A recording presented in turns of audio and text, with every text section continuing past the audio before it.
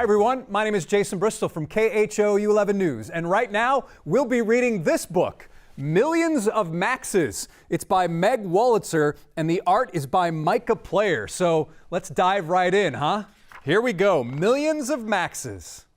Well, Max's room had his name all over it. It was on the wall, it was on the floor, it was even on the ceiling.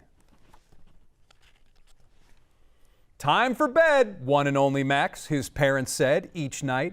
They took away his Max cup. They turned on his Max nightlight. They tucked him in under his Max blanket. Now in the dark, Max dreamed the dreams of the one and only Max. Then one day, Dad took him to the playground.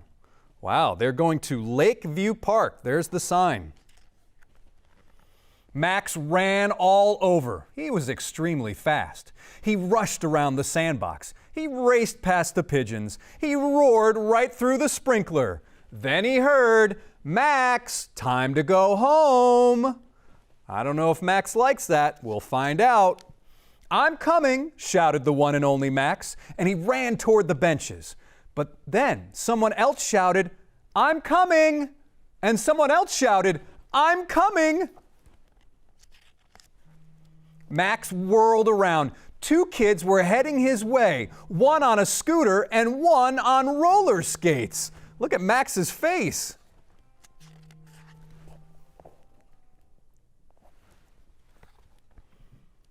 "There you are, Max. Are you ready to go?" a dad said to the kid on the skates.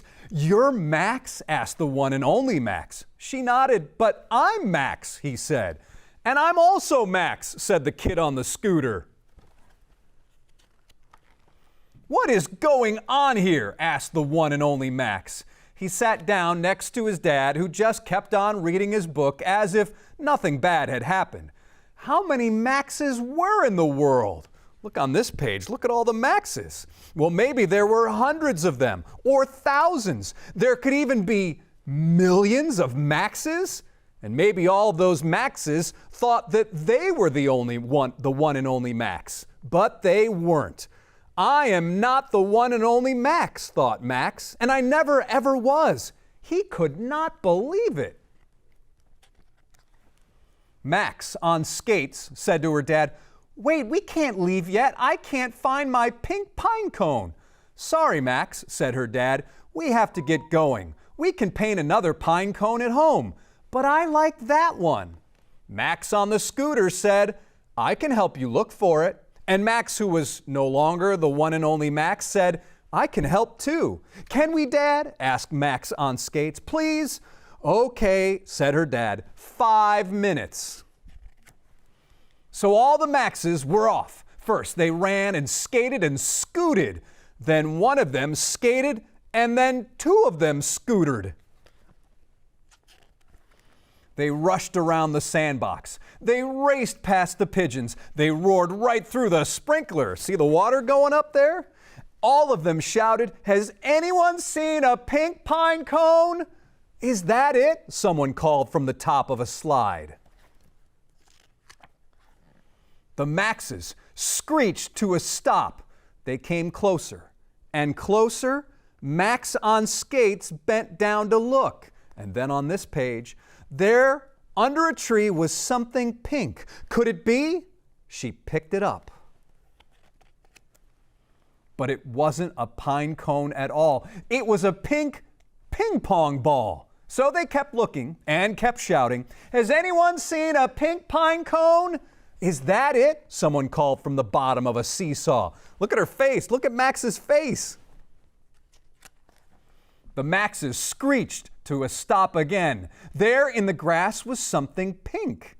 They came closer and closer, but before they could see what it was, up ran this little white dog. It snatched that pink thing in its mouth and raced away. "Follow that dog," cried the no longer one and only Max. They scootered and skated and followed that little white dog right through the sprinkler, past the pigeons, around the sandbox, and over to a kid who was sitting on one of the benches eating a sandwich. The dog dropped the pink thing beside her and wagged its tail. "There you are," the kid said, patting her dog. "What did you bring me?" "Oh, what a nice pink pine cone. Thank you, Max." "Wait a minute," said Max on the scooter. "Your dog is named Max?" All the Maxes started laughing. "Oh," said Max on roller skates. Said Max on the scooter. Said the no longer one and only Max. What's so funny about the name Max?" asked the kid with the dog. "I think it's a great name." "We do too," said all the Maxes. Max on the scooter picked up her pine cone and hugged it. "Piney, I'm so glad I found you." That night, Max's parents said, "Time for bed, one and only Max." They took away his Max cup. They turned on his Max nightlight. They tucked him in under his Max blanket. "Actually," said Max, "I'm not the one and only Max, and I never was." "Oh no, then who are you?" asked Dad. "The one and only Throckmorton?" "Or maybe," said Mom, "the one and only Fred?" "No, just Max," said Max. "Today I met 2 more Maxes. I mean, 3. One likes to roller skate, one likes to scooter, and one has a tail." "Excuse me?" said Dad. "Did you say a tail?" Yes, because he's a dog," said Max. "We all have the same name, but we're completely different. One goes, ho, ho, ho, when she laughs. One goes, hee, hee, hee, and I go, ha, ha, ha. And that other Max probably goes, what? Woof, woof, woof. I might see them again at the park tomorrow," he said. "And maybe we'll meet even more Maxes," said Max. "Hundreds of them, thousands of them." And Max closed his eyes. Millions of Maxes. That's what Max is dreaming about, huh? And that's the end. That is the end of Millions of Maxes by Meg Wolitzer. All right, everyone, thanks for joining us for tonight's bedtime story. And if you would like to help put books in the homes of children in our community, just visit khou.com/books and help us turn the page on illiteracy.